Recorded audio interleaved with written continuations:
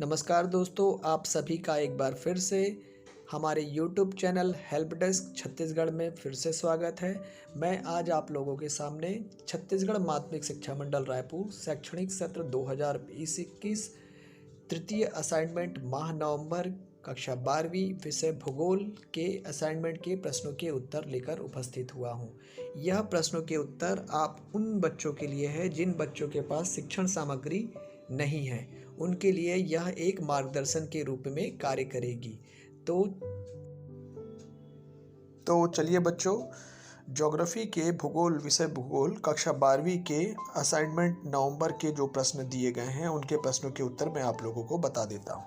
यह प्रश्न अध्ययन करने के बाद इन प्रश्नों के उत्तर आप अपने शब्दों में लिख सकते हैं। तो पहला प्रश्न है, ग्रामीण बस्ती के रेखीय प्रतिरूप का चित्र समझाइए और बताइए। तो सबसे पहले मैं आप लोगों को बता दूं, ग्रामीण बस्ती के विभिन्न प्रकार होते हैं, लेकिन उपरोक्त प्रश्न में केवल ग्रामीण बस्ती के रेखीय प्रतिरूप के संबंध में जानकारी मांगी गई है, जो कि निम्नानुसार है।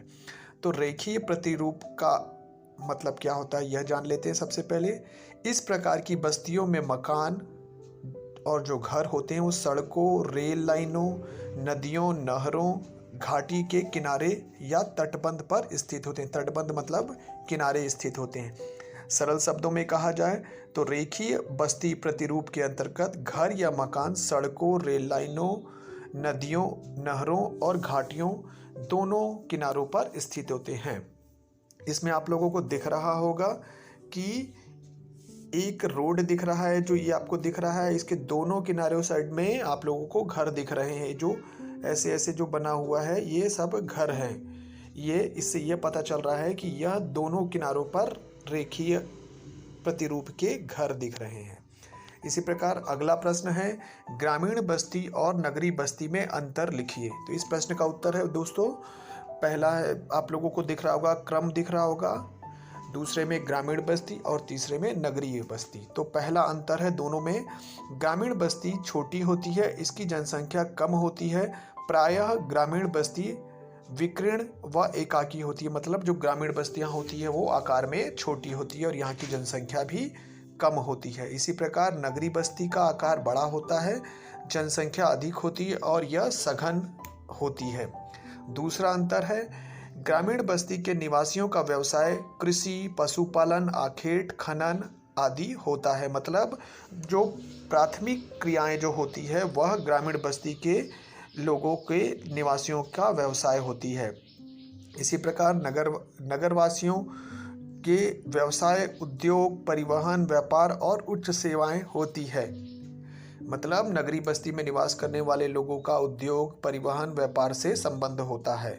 तीसरा अंतर है, ग्रामीण बस्ती में प्राथमिक आवश्यकता पूर्ति हेतु उत्पादन होता है, जैसे भोजन हेतु अनाज, कारखाने हेतु कच्चा माल जैसे कपास, गन्ना, जूट का उत्पादन किया जाता है।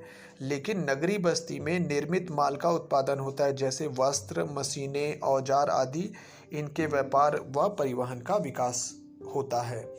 इसी प्रकार अगला अंतर है, गाँव में परिवहन सुविधाएं अत्यंत पिछड़ी और पुरानी होती है। जैसे आप देखे होंगे गाँव में कच्ची सड़कें होती है, वहाँ पे परिवहन के लिए बैलगाड़ी या साइकिलों का ही प्रयोग किया जाता है। जबकि नगरी बस्ती के अंतर्गत नगरों में जो परिवहन सुविधाएं होती है वो अत्याधुनिक विकसित होती है, जैसे सड़क मार्ग, रेल मार्ग, वायु मार्ग, जल मार्ग निर्मित होते हैं। अगला अंतर है, ग्रामीण बस्ती वायु परिवहन उच्च, गांव में उच्च सेवाओं का अभाव होता है। ऐसी सेवाएं यदि हैं भी तो वह प्राथमिक स्तर की होती है। मतलब गांव में सुविधाएं का अभाव होता है और यदि सुविधा होती भी है तो वह निम्न स्तर की होती है। जैसे कि कोई भी गांव में आप लोगों को प्राथमिक और माध्यमिक स्तर के ही शालाएं प्राप्त होती है। इसी प्रकार नगरी बस्ती में उच्च सेवा सुलभ और आसानी से प्राप्त होती है, जैसे शहरों में विश्वविद्यालय, महाविद्यालय आदि निर्मित होते हैं। तो यह आप लोगों को ग्रामीण और नगरी बस्ती के अंतर बताए गए थे। इनमें से आप कितने भी 5 के 5 या 4 लिख सकते हैं। अगला प्रश्न है, विकासशील देशों की नगरी बस्ती की समस्या लिखिए। तो इस प्रश्न का उत्तर है, विकासशील देशों में नगरी बस्तियों की बहुत सी समस्याएं होती हैं। ये समस्याएं निम्नलिखित हैं। पहली समस्या, मलिन बस्तियों में वृद्धि। बड़े नगरों का आकार मुख्यतः ग्रामीण जनसंख्या का नगरों की ओर प्रवास होता है, मतलब गांवों से जो जनसंख्या होती है वह नगरों की ओर सेवाओं के लिए कार्य करने के लिए शहर में आती है। ये लोग रोजगार की तलाश में नगरों की ओर प्रस्थान करते हैं। नगर में अनियमित, अनियोजित तथा अनियंत्रित रूप से मलिन बस्तियां बनने लगती है। बड़े नगरों में यह समस्या विशेष रूप से उत्पन्न होती है, मतलब गांव से आए लोगों के द्वारा अलग अलग स्थानों पर बस्तियां रहने के लिए उपयोग की जाती है, जिसके कारण से यह बस्तियां में वृद्धि होती है। दूसरा समस्या है नगरीय विस्तार। जैसे ही नगरों की जनसंख्या वृद्धि या बढ़ती है, ये चारों ओर से बाहर की ओर फैलते हैं और कृषि योग्य भूमि का हरण करते हैं। बृहद या विस्तृत नगरों के आसपास उपनगर बन जाते हैं। इस तरह नगर और अत्यधिक विस्तृत हो जाते हैं, मतलब जनसंख्या की वृद्धि होने के साथ साथ नगरीय क्षेत्र में भी विस्तार होता जाता है, जो कि कृषि भूमि के लिए हानिकारक होता है। अगली समस्या है यातायात की समस्या। नगरों में अनियमित बस्तियों के फैलाव से अनेक समस्याएं उत्पन्न हो गई हैं। इनमें से एक प्रमुख समस्या सुगम यातायात की समस्या भी है। नगरों में बढ़ती भीड़ को परिवहन की आवश्यकता होती है, जिससे यातायात प्रभावित होता है, मतलब अधिक जनसंख्या हो जाने पर यातायात के साधनों में कमी आ जाती है और यह एक समस्या के रूप में बनती है। अगला समस्या है प्रदूषण। नगरों में अनियमित व अनियोजित विकास से बहुत से प्रदूषण होते हैं, जिसके अंतर्गत वायु प्रदूषण, ध्वनि प्रदूषण, जल प्रदूषण, ये प्रदूषण फैलते हैं। इसके अंतर्गत और समस्याएं हैं। उपयुक्त समस्याओं के अलावा नगरीय बस्तियों में कुछ अन्य समस्याएं भी पाई जाती है, जैसे सीवर प्रणाली मतलब जो गंदे पानी के निकासी की प्रणाली, जिसमें परेशानी होती है।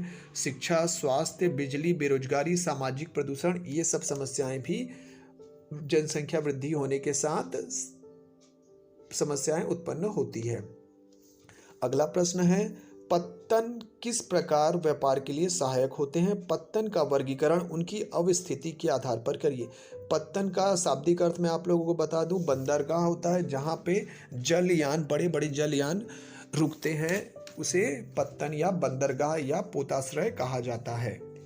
पत्तन व्यापार के लिए बहुत ही महत्वपूर्ण स्थान है। यह व्यापार के विकास के लिए अत्यधिक आवश्यक होता है। इसके व्यापार में सहायक होने के महत्वपूर्ण कारण है पत्तन के। पहला महत्वपूर्ण कारण है पत्तन अंतर्राष्ट्रीय व्यापार की दुनिया में प्रवेश द्वार होते हैं। इन्हें पत्तनों के द्वारा जहाजी माल तथा यात्री विश्व के एक भाग से दूसरे भाग में जाते हैं। दूसरा प्रमुख कारण है पत्तन जहाज के लिए सामान लादने, उतारने तथा भंडारण हेतु सुविधाएं प्रदान करते हैं। तीसरा बिंदु है, अब हमें यह जानना है कि जो पत्तन होते हैं वो अवस्थिति के आधार पे कितने प्रकार के होते हैं। तो पत्तन जो होते हैं अवस्थिति के आधार पे दो प्रकार के होते हैं। पहला है आंतरिक पत्तन।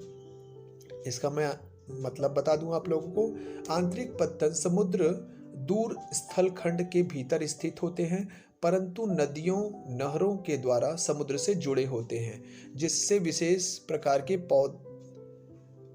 छोटे आंतरिक नौकाओं की सहायता से इन तक पहुंचा जा सकता है। उदाहरण के लिए मैनचेस्टर और कोलकाता का जो आंतरिक पत्तन है वह आंतरिक पत्तन के अंतर्गत आता है। आप लोगों को यह एक फोटो दिख रहा होगा, जिसमें आप लोगों को यह दिख रहा है कि जो कलकत्ता का पोताश्रय बताया गया है। इसके अंतर्गत मैं आप लोगों को बता दे रहा हूँ, यह जो छोटी छोटी लाइनें दिख रही है यह नहर ही बनाई गई है ताकि यहाँ तक छोटी नौकाओं के माध्यम से जाया जा सके। अगला प्रकार है बाह्य पत्तन। बाह्य पत्तन गहरे पानी के पत्तन हैं। यह वास्तविक पत्तनों से दूर गहरे समुद्रों में बनाए जाते हैं, क्योंकि जलपोत या तो अपने बड़े आकार के कारण या अधिक मात्रा में अवसाद होने के कारण वास्तविक पत्तन तक नहीं पहुंच पाते। बोस्टन ऐसे ही पत्तन का एक उदाहरण है। मतलब बाह्य पत्तन मतलब जो होता है वह समुद्र में गहराई में बनाया जाता है, जहाँ पे बड़े बड़े जलपोत को रोका जा सके या वहाँ पे वह रुक सके। भूगोल असाइनमेंट का सबसे महत्वपूर्ण प्रश्न है विश्व के मानचित्र पर निम्नलिखित को दर्शाइए। असाइनमेंट में 5-5 करके अथवा में दिया गया है। हमारे द्वारा 10 में से 9 जगहों के बारे में अंकित किया गया है ताकि आप इन 9 में से किसी 5 को अपने असाइनमेंट के अंतर्गत लिख सकते हैं। आप लोगों को दिख रहा होगा कि सबसे पहला दिख रहा है केप टाउन। तो मैं आप लोगों को बता दूं, केप टाउन ये आप लोगों को दिख रहा है, ये केप टाउन है, केप टाउन आप लोगों को दिख रहा है। इसी प्रकार मैं ये आप लोगों को केप टाउन दिख रहा है, दूसरा न्यूयॉर्क दिख रहा है, ये तीसरा ब्यूनस आयर्स दिख रहा है, ये चौथा ओसाका आप लोगों को ये दिख रहा है, कर्क लंदन आप लोगों को ये दिख रहा है, तथा कर्क रेखा को यह जो रेखा है यह कर्क रेखा ही दिखाई गई है। मुंबई आप लोगों को भारत में दिख रहा है, ये पेरिस भी लंदन के नीचे में पेरिस दिख रहा है। रियो डी जेनेरो ये दक्षिण अफ्रीका में दिखता है, ये दिख रहा है। इन 9 चीज़ों को दिखाया गया है, दर्शाया गया है मानचित्र में। विश्व के मानचित्र पे आप अपने अनुसार किसी 5 को अपने मानचित्र पर अंकित करके अपने कक्षा शिक्षक के पास जमा कर सकते हैं। और अधिक जानकारी के लिए हमारे YouTube channel help desk Chhattisgarh को सब्सक्राइब और लाइक करिए और हमसे जुड़े रहिए। बहुत बहुत धन्यवाद दोस्तों।